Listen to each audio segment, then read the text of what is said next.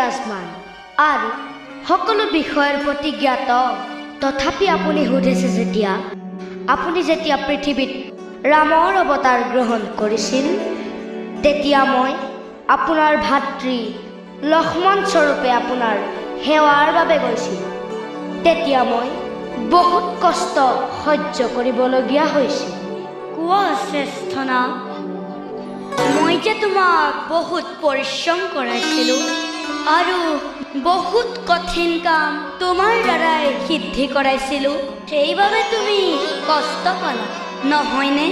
নহয় প্ৰভু, নহয়, এনেদৰে নক'ব। এজন সঁচা ভক্তই ভগৱানৰ সেৱাত কোনো আক্ষেপ নকৰে।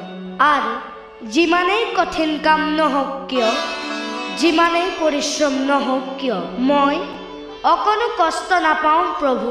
তেনেহ'লে এনে কি কষ্ট পালা?